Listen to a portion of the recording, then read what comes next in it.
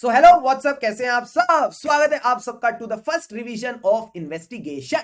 अरे सर, ये इन्वेस्टिगेशन क्या है? मैंने कहा इन्वेस्टिगेशन का मतलब है अब आपको चीजों को अच्छे से करना पड़ेगा, यानी you need to go in depth and आपको फाइंड करना पड़ेगा कि एक्चुअल में कुछ गड़बड़ हुई है कि नहीं, या फिर आपको जो सिचुएशन असेस करने को दी है वो करनी पड़ेगी। सिचुएशन असेस करने को दी है मतलब सपोज कोई पार्टनरशिप फर्म में जा रहा है, उसको असेस करना है मुझे पार्टनरशिप फर्म में जाना चाहिए या नहीं। कोई बैंक लोन दे रहा है, उसको देखना है कि उसको लोन देना चाहिए या नहीं। तो इन सब केसेस में इन्वेस्टिगेशन की जरूरत पड़ती है। तो सबसे पहला आता है sir difference between audit versus investigation. दोनों में फर्क क्या है? मैंने कहा फर्क जानने के लिए तुमको एबीसीडी आनी चाहिए। ये एबीसीडी बड़ी प्यारी चीज है। ये आपको आनी चाहिए एन से लेके एस तक। कहां से आनी चाहिए? एन से लेके एस तक। अगर आपको एन से लेके एस तक आएगी तो आपको इस टॉपिक की नस नस पता चल जाएगी। नस नस एन एस, आहा word play. Sir N for nature. Nature मतलब इन्वेस्टिगेशन मर्जी है, करा लो, नहीं करानी मत कराओ, वॉलंटरी है। अब अगर मैं ऑडिट की बात करूं, नहीं कराओगे तो कंपनी ऑडिट तुमको मारेगा। कंपनी ऑडिट का सेक्शन 139 कहता है इट इज मैंडेटरी। अब आता है sir O for observance of accounting principle. जब हम ऑडिट करते हैं तो चेक करते हैं अकाउंटिंग स्टैंडर्ड कंप्लाई हुए कि नहीं। जब ऑडिट करते हैं तो ऑडिटिंग स्टैंडर्ड्स के हिसाब से करते हैं, तो ये कहते हैं compliance with the gap that is the accounting standards. Auditing procedures and disclosure requirement वगैरह आपको देखनी पड़ती है। जब बात आती है इन्वेस्टिगेशन की तो बोलो ऐसा कोई स्टैंडर्ड है ही नहीं, दिमाग लगा लो। यानी आपने एप्लीकेशन ऑफ माइंड करना, it is analytical in nature. Got it sir. Then comes the third point, O for objective. Audit का ऑब्जेक्टिव एक ही, ओपिनियन दो on the true and fair view. Investigation का ऑब्जेक्टिव है आप बताओ क्या है फैक्ट्स ऑफ द केस। आप बताओ अल्टीमेटली क्या है आपकी फाइंडिंग्स, क्या है आपका फैक्ट जो आपको निकल के आया। दूसरी चीज, अगर आपको कोई सिचुएशन असेस करने को दिए तो आप असेस करके बताओ। NOOP, P for periodicity. Periodicity का क्या मतलब है? इन्वेस्टिगेशन जो है ना, ये कोई रिजिड टाइम फ्रेम के अंदर नहीं है। आप इन्वेस्टिगेशन की जो अपनी चेकिंग है ये 2 साल करो, 3 साल की करो, 4 साल की करो, हमको फर्क नहीं पड़ता। बट जो ऑडिट है it is generally done on a time period basis, यानी आप पूरे साल के फाइनेंशियल स्टेटमेंट्स का ऑडिट करते हो, कई बार हाफ ईयरली करते हो, कई बार क्वार्टरली करते हो, तो डिपेंड्स ऑन दैट। अब सर बात आती है हो गया काम तो रिपोर्ट करेंगे। रिपोर्ट किसको करेंगे? इन्वेस्टिगेशन में जिसने आपको अपॉइंट किया उसको रिपोर्ट करो। ऑडिट के केस में आपने रिपोर्ट करना है to the share holders, that is the owners of the company. अब सर स्कोप की बात करूं तो इन्वेस्टिगेशन का जो स्कोप है डिपेंड्स, क्या ये स्टैट्यूटरी इन्वेस्टिगेशन है, कंपनीज एक्ट वाली जो आप अपना सेल्फ पेज मॉड्यूल में पढ़ते हो, या फिर ये नॉन स्टैट्यूटरी जो हमने सारी क्लास में डिस्कस करी। देन सर ऑडिट का तो सिलेबस वाइड है तो स्कोप भी वाइड है। Scope is wide for statutory audit governed by law. अब सर आते स्टेप्स इन इन्वेस्टिगेशन। ये वही स्टेप्स है जो ऑडिट के स्टेप्स होते हैं, यानी आपका स्कोप देखो, ऑब्जेक्टिव देखो, नेचर, स्कोप एंड ऑब्जेक्टिव। उस स्कोप के बाद आप अपना प्लान बना लोगे। स्कोप के बेसिस पे आपने प्लान बनाया, but plan banana is nature, timing and extent of audit procedure. But उस प्लान को इंप्लीमेंट कराने के लिए आपने ढेर सारे अपने आर्टिकल ऑडिट असिस्टेंट रख रखे हैं। यस, उनको इंस्ट्रक्शन दो, यानी प्रोग्राम। तो अगला प्रोसेस क्या है सर? Investigation programme. आप अपना फॉर्मुलेट करके चलोगे इन्वेस्टिगेशन प्रोग्राम, आप instructions बांटो।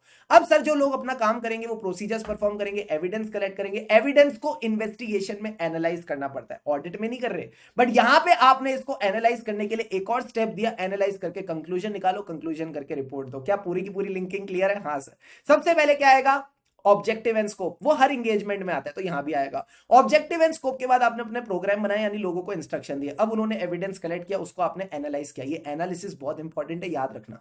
Analysis and interpretation of findings, उसके बेसिस पे कंक्लूजन, कंक्लूजन के बेसिस पे रिपोर्टिंग। अब सर एक बात बताओ, मेरी रिपोर्टिंग रेडी है, बस इन्वेस्टिगेशन का चैप्टर खत्म। क्या बात करो, हाँ यही तो खत्म है, इसके बाद तो टाइम पास है। तो मैंने कहा यहां पे सबसे पहले क्या करना है? रिपोर्टिंग है। अब जो रिपोर्ट है इसको बनाते वक्त क्या क्या बातें ध्यान रखनी है, पेयरिंग करके चलना। सबसे पहले तो सर आपकी जो रिपोर्ट है ना, ये इन्वेस्टिगेशन की रिपोर्ट है, लाइटली मत लेना। It is a very formal report, यानी आपकी रिपोर्ट में कुछ भी इररेलीवेंट नहीं होना चाहिए। It should not contain anything which is not relevant. क्या ये पॉइंट क्लियर है? हाँ। तो सर जो भी वर्ड्स डालो, पहले तो कुछ गलत मत डालो, पर जो भी वर्ड्स आप डालो, जो भी आप एक्सप्रेशन यूज करो, केयरफुली यूज करना। ऐसा मत करना जिससे कोई डिफरेंट मीनिंग निकल जाए, क्या पता वो कुछ और समझ जाए। तुम समझ रहे हो ना? सोच समझ के बोलना, क्या पता वो कुछ और समझ जाए। तो make sure you are not using such words और एक्सप्रेशन जिनका डिफरेंट मीनिंग और इंटरप्रिटेशन निकल सकती है। अब सर अगले पॉइंट है end end end. End end end का क्या मतलब है? जितने भी फैक्ट्स एंड कंक्लूजन है, आपने कोई भी चीज कंक्लूड करी उसको एविडेंस से लिंक करना, कि इस एविडेंस के बेसिस पे मैंने ये कंक्लूड किया, इस एविडेंस के बेसिस पे ये फैक्ट मिला। तो जो भी फैक्ट्स एंड कंक्लूजन है उनकी लिंकिंग करके चलेंगे। साथ ही साथ मेरे हाथ में ये इंक कहां से लग गई? अब जो लग गई सो लग गई। उसके बाद आपने बेसिस एंड अजम्पशन। देखो कुछ होते हैं फैक्ट्स जो आपको मिला, कुछ होता है जो आपने सोचा। तो आपकी जो सोच है ना उसको अलग से लिख के चलो, कल को सामने वाले ये ना कहे ना कि आपकी अजम्पशंस भी एक्चुअलिटी है। नहीं, जो भी अजम्पशन है, बेसिस है, उनको आपने अलग से एक्सप्लिसिटली बोलना है, and this should be reasonable. Last में सर आपकी जो रिपोर्ट है इसमें सर क्या आएगा, वही ऑब्जेक्टिव एंड स्कोप जो हमने पहले डिस्कस किया था। ये रहा ना, ये रहा ऑब्जेक्टिव एंड स्कोप, यही ऑब्जेक्टिव एंड स्कोप आपने यहाँ पे लिखना है। और सर ये ऑब्जेक्टिव एंड स्कोप जब आप लिख रहे हो इसकी अलग अलग अपने हेडिंग बनाने की, ऑब्जेक्टिव एंड स्कोप था, ये मेरे प्रोसीजर थे, ये मेरा एविडेंस कलेक्शन था, ये एनालिसिस था, जो भी है सारी हेडिंग्स बनाना, पैरा फॉर्मेट में लिखना with proper heading, and last para में देंगे ओपिनियन। ठीक है, तो ऐसे आपने दो दो करके बांट के इसको इस तरह से करके चलना है। अब सर आता है स्पेशल इश्यूज इन इन्वेस्टिगेशन, बहुत ही मरियल टॉपिक है, आईसीए का फेवरेट भी है, कोई ना कोई पार्ट उठा के जनरली पूछ लेते हैं। सबसे पहले तो सर हमको एक बात बताओ, क्या 100% चेकिंग करनी है, सैंपलिंग करनी है? तो देखो अगर आपने कैश फ्रॉड पकड़ना है, कैश का फ्रॉड पकड़ने के लिए तो सारे कैश वाउचर्स देखने पड़ेंगे, तो 100% चेकिंग लगेगी। बट अगर आपने किसी एंटिटी की प्रॉफिटेबिलिटी देखनी है, तो प्रॉफिटेबिलिटी देखने के लिए सारे रेवेन्यूज और सारे एक्सपेंसेस तो नहीं देख सकते, तो सैंपल बेसिस पे चलेगा। अब सर एक बात बताओ, कंपनी के पास ऑलरेडी ऑडिटेड फाइनेंशियल स्टेटमेंट है, क्या मैं उस पर रिलाय कर सकता हूं? देखो अगर उन्हीं फाइनेंशियल स्टेटमेंट पे शक है, उन्हीं पे अगर आपको डाउट है तो रिलाय मत करना। बट अगर आप उसकी प्रॉफिटेबिलिटी देख रहे हो, वैल्यूएशन देख रहे हो, तो अगेन यू कैन रिलाय, कोई दिक्कत की बात नहीं। क्या मैं एक्सपर्ट की असिस्टेंस ले लूं? अगर आपको नीड लगती है ले लो, बट एक बार क्लाइंट की कंसेंट ले लेना। जिस क्लाइंट ने आपको अपॉइंट किया एज इन्वेस्टिगेटर, उसकी कंसेंट इंपॉर्टेंट है। सर अगर कोई डिस्प्यूट हुआ है, दो लोगों के बीच में लड़ाई हुई, तो मैंने कहा कोई बात नहीं, तुम इनके ऊपर रहना, रिमेन अबव द डिस्प्यूट, और इसके लिए तुम्हारी को ना बहुत ज्यादा समझदारी लगेगी, have some maturity and experience, और इनके बीच में जो भी दिक्कतें हो रही हैं उनको ध्यान से समझ के चलना। हो सकता है ये जो इन्फॉर्मेशन तुमको दे रहे हो ये बायस्ड हो, प्रिजुडाइज्ड हो, तो you need to have a maturity and experience to जज that. Now sir basis of opinion, जो भी आपका बेसिस ऑफ ओपिनियन है that should be link to the facts. जो भी आपको फैक्ट्स मिले, जो भी आपको एविडेंस मिले, उसको आपसे लिंक करेंगे। आप अपनी खुद की तरफ से कोई भी स्पेकुलेशन नहीं करेंगे, ऐसा हो सकता है, ऐसा हो सकता है, तो हमको भी लग रहा था, तुम बताओ क्या हुआ है एज अ इन्वेस्टिगेटर। इधर देखो, इधर देखो, पता नहीं कहां देखते रहते हो, हाँ खजूर हो गया? नहीं सर, हम इंसान है। तो मैंने कहा फिर इधर देखो ना। तो सर क्या करना है, हमें स्पेकुलेटिव ओपिनियन नहीं बनाना, हमें फैक्ट से ओपिनियन को लिंक करके चलना है। क्या वर्किंग पेपर रिटेन कर सकते हैं?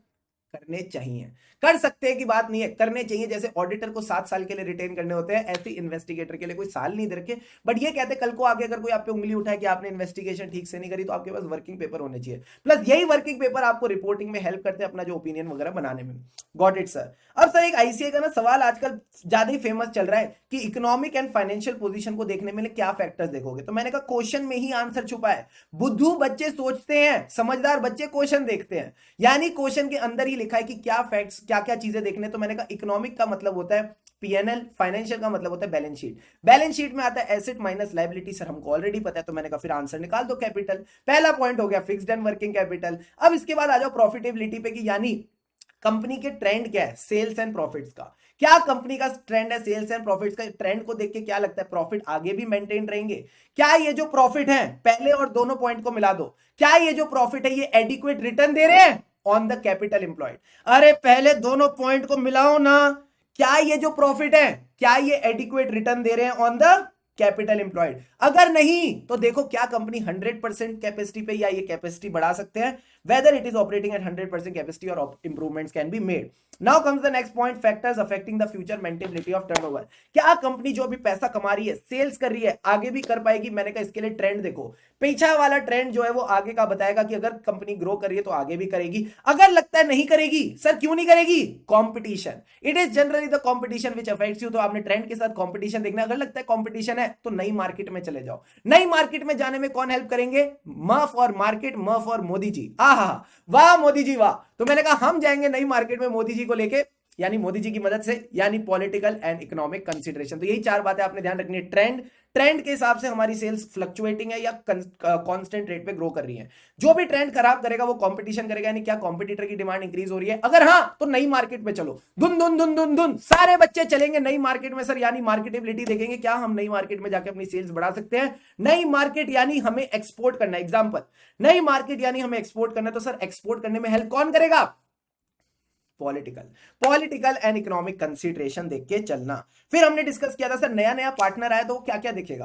तो मैंने कहा जब नया नया पार्टनर आएगा तो सबसे पहले वो देखेगा मुझे बुलाया क्यों, what is the reason for the offer of partnership. अब जब मैं जाऊंगा तो मैं हमेशा पहले हिस्ट्री देखता हूं, चाहे ये ड्यू डिलीजेंस हो, चाहे ये पार्टनरशिप फर्म एक्सेप्ट करना हो, या आपको किसी कंपनी को लोन देना हो, हमेशा हिस्ट्री देखेंगे, बैकग्राउंड देखेंगे। तो मैंने कहा यहां पे भी हिस्ट्री देखेंगे, history of the Inception and the growth of the firm. फिर आप क्या सर देखोगे, पार्टनरशिप फर्म है तो इसकी स्पेशल चीज होती है पार्टनरशिप डीड। कौन पार्टनर्स है, कितना कैपिटल कंट्रीब्यूट किया, कितनी ड्राइंग्स मांगते हैं, ये सारी चीजें आपने देखनी है। अब उस डीड के हिसाब से आप ये भी देख लेना गुडविल कैसे कैलकुलेट करते हैं on the admission and retirement of partners. साथ ही साथ बेसिक चीज तो आपने बात ही नहीं करी, बैलेंस शीट एंड पीएनएल। आप इनके फाइनेंशियल स्टेटमेंट देखोगे, बैलेंस शीट यानी एसेट्स एंड लायबिलिटीज की क्या पोजीशन है, इसी के साथ आप इनकी कैपिटल देख लेना कि कैपिटल का क्या खेल है, फिर पीएनएल देख लेना प्रॉफिटेबिलिटी कैसी, आगे भी क्या प्रॉफिटेबिलिटी बनी रहेगी, और जब दोनों को मिलाते तो रिटर्न ऑन कैपिटल एम्प्लॉयड, वो पॉइंट हमने इन्वेस्टिगेशन में भी डिस्कस किया था। लास्ट में आप देखो आगे कैसे बनी रहेगी, अगर इनके पास क्लाइंटेल अच्छी है, क्लाइंट्स अच्छे हैं, ऑर्डर्स अच्छे हैं, तो वो बढ़िया रहेगा, और उन ऑर्डर्स को फुलफिल कौन करेगा, इनके इंप्लॉइज। तो आपने इंप्लॉइज भी देखने की क्या प्रॉपर इंप्लॉइज है, क्या वो रिटेन कर पाएंगे। तो यही 8-9 पॉइंट है, इसमें से 5 पॉइंट भी तमीज से लिख के आओगे, पूरे नंबर मिलेंगे। अब आते हैं sir point investigation in the valuation of shares. Audit की क्लास है, एसएफएम का टॉपिक पढ़ा रहा हूं। तो सर ये क्या कहता है, ये कह रहा है वैल्यूएशन करने के दो तरीके, नेटवर्थ कर लो या capitalisation of average profit. Net worth का क्या तरीका है, एसेट्स माइनस लायबिलिटी। इन एसेट्स में दो एसेट याद कर लेना, गुडविल भी ऐड होगी, साथ ही साथ जो आपके नॉन ट्रेडिंग एसेट्स होते हैं लाइक इन्वेस्टमेंट्स, उनको भी आपने मार्केट वैल्यू पे ऐड करके चलना है। जब आपने टोटल वैल्यू निकाल दी, नेटवर्थ निकाल दी, उसको नंबर ऑफ शेयर से डिवाइड करो तो आपके पास शेयर की वैल्यू आ जाएगी, एक शेयर की वैल्यू निकल के आ जाएगी। Then comes the second method which we call the capitalisation of average profits. Sir capitalisation of average profits वही जो आप एसएफएम में करते हो, एवरेज प्रॉफिट को कैपिटलाइजेशन रेट यानी डिस्काउंटिंग रेट से डिवाइड करते हो तो वैल्यू निकल के आ जाती है। अगर डिस्काउंटिंग रेट ज्यादा होगा तो वैल्यू कम निकलेगी, अगर डिस्काउंटिंग रेट कम होगा तो वैल्यू ज्यादा निकलेगी, वही डिनोमिनेटर और वैल्यू वाला खेल है। अब सर ये जो एवरेज प्रॉफिट है कितने साल के लेने, पिछले 5 से 7 साल के आप लेके चलोगे। अगर ये कोई प्राइवेट कंपनी है तो वो जो रिस्क है of restriction on transfer of shares, उस रिस्क को भी आप रेट में कंसीडर करके चलना। सर हमारी प्राइवेट कंपनी पे क्या रेट ऑफ रिटर्न होना चाहिए, ये कैसे पता चलेगा, मैंने कहा इसके लिए आप प्रॉक्सी एंटिटी देखते थे। इसके लिए आप एक प्रॉक्सी एंटिटी देखते थे जो कि लिस्टेड एंटिटी है, तो जो भी लिस्टेड एंटिटी सिमिलर बिजनेस में है उसका रेट ऑफ रिटर्न आप अपने रेट ऑफ रिटर्न के लिए यूज कर सकते हो। अब सर कोई बैंक है, कौन सा बैंक, मैंने कहा एचडीएफसी बैंक। एचडीएफसी बैंक के पास एक बंदा आया, कहता लोन दो ना, तो वो कहता लोन तो दे देंगे बट कुछ चेक करना पड़ेगा। क्या चेक करना पड़ेगा, सबसे पहले तो देखो क्या सामने वाला बंदा ऑथोराइज्ड है, क्या सामने वाला बंदा ऑथोराइज्ड है, किसने, मोआ और एओआ यानी मेमोरेंडम और आर्टिकल्स ने ऑथोराइज किया कि नहीं। दूसरी चीज, अगर ऑथोराइज किया तो what is the purpose of the loan, हमें जानना है किस पर्पस के लिए यूज करोगे, और लोगे तो लौटाओगे कि नहीं। What is the schedule of repayment. अब मैंने कहा विश्वास करने के लिए सामने वाले के पास रेप्यूटेशन होनी चाहिए, रेप्यूटेशन होनी चाहिए, फाइनेंशियल स्टैंडिंग होनी चाहिए, प्लस आप उसकी पास्ट हिस्ट्री देखो किस तरह से कंपनी ग्रो कर रही है, what is the growth and development of the last 5 years. हमेशा ये होता है, चाहे एज अ पार्टनर जा रहे हो, चाहे आप एज अ लोन दे रहे हो, तब भी हमेशा ग्रोथ देखनी पड़ती है। लास्ट में देखो अगर किसी और बैंक ने उसकी लोन रिजेक्ट कर दिया तो क्यों कर दिया, शायद दया दाल में कुछ काला है या ये दाल ही दाल मखनी है। अब आ जाओ सर नेक्स्ट पॉइंट, हमें देखनी है प्रॉफिटेबिलिटी। प्रॉफिटेबिलिटी बहुत आसान होता है, 3 चीजें होती है, एक तो कंडेंस्ड इनकम स्टेटमेंट बनेगा, एक रेशियोज कैलकुलेट होंगे, एंड तीसरी चीज क्या रहती है सर, तीसरी चीज है ब्रेकअप। सर किसका हुआ, मैंने कहा किसी का हुआ नहीं, यहाँ पे सेल्स को ब्रेकअप करना है इन द प्रोडक्ट वाइज। तो सबसे पहले आपने कंडेंस्ड इनकम स्टेटमेंट बनाया, पिछले 5 साल के प्रॉफिट लो, उनको कंडेंस कर दो, उनको कंडेंस करके आपको कुछ एवरेज वैल्यूज निकल के आएंगी। सर क्या, कुछ रेवेन्यू निकल के आएगा, इनकम निकल के आएगी, कुछ एक्सपेंसेस आएंगे, फिर कुछ ग्रॉस प्रॉफिट और कुछ नेट प्रॉफिट, ये सब निकल के आएगा, उस पर टैक्स भी निकाल लेना। अब इस सबको ना वैल्यूज को इंक्रीज कर देना। सर इंक्रीज कैसे करेंगे प्रॉफिट को, जो आपने लोन लिया उसको कहीं तो इन्वेस्ट करोगे, हाँ जहां इन्वेस्ट किया वहां से रिटर्न आएगा, तो जो रिटर्न आएगा उससे प्रॉफिट को बढ़ा दोगे तो मजा आ जाएगा। मैंने कहा बहुत ही मजा आ जाएगा। फिर आप ये रेशियोज निकाल दो, सारे टर्नओवर रेशियोज निकाल दो, करंट रेशियो निकाल दो, उसके बाद क्विक रेशियो निकाल दो, साथ ही साथ आपने कौन सा रेशियो निकालना है, return on capital employed. Then sir ये कहता है ब्रेकअप कर दो, जो भी सेल्स है उसको प्रोडक्ट वाइज बताओ, आपका हर प्रोडक्ट कितनी कितनी सेल कमा के दे रहा है। फिर सर ये कहता है एसेट्स एंड लायबिलिटीज भी देखेंगे। मैंने कहा हाँ बैलेंस शीट देख के चलेंगे बोरोअर कंपनी की, उसमें क्या देखना है कि हमारे जो बोरोअर है क्या ये एक फिट कंपनी है कि नहीं, क्या ये एकदम फिट कंपनी है कि नहीं, क्या ये एक फिट इन्वेस्टमेंट है कि नहीं। फिट इन्वेस्टमेंट का मतलब है no contingency, fully insured, no ये इंश्योर्ड भी होगी, सिक्योर्ड भी होगी, कंटिजेंसी नहीं होगी। फिट का मतलब है आप इसके फिक्स्ड एसेट देखोगे, इन्वेंट्री देखोगे, ट्रेड रिसीवेबल देखोगे, अंदर के पॉइंट्स बस रीड करना। साथ ही साथ इन्वेस्टमेंट में आप इन्वेस्टमेंट वाले पॉइंट देखोगे कि इसकी कॉस्ट, नॉमिनल वैल्यू और मार्केट वैल्यू क्या है। एंड लास्ट में सर फिट इन्वेस्टमेंट का क्या मतलब है, ये सिक्योर्ड है, सिक्योर्ड एंड अनसिक्योर्ड लोन्स की बात करना, इंश्योर्ड है, इंश्योरेंस पॉलिसी की बात करना, एंड लास्ट में क्या आता है, no contingency means contingent liability की बात करेंगे कि कंटिजेंट लायबिलिटीज का कंप्लीट डिस्क्लोजर होना चाहिए। 14 मिनट्स एंड 30 सेकंड्स मोटा माटी जो भी हमारा इन्वेस्टिगेशन वाला टॉपिक है कवर हो जाता है। इसके बाद सर हम क्या करेंगे नेक्स्ट क्लास में we will begin with the fraud करेंगे, मजा आएगा। बट तब तक के लिए just stay amazing as all of you are. इसी तरह से खुशी खुशी मन आगे पढ़ते रहो, क्योंकि खुशी से पढ़ेंगे तभी आगे बढ़ेंगे। Have an awesome day ahead. हमें राही ऑडिट के फिर मिलेंगे, चलते चलते।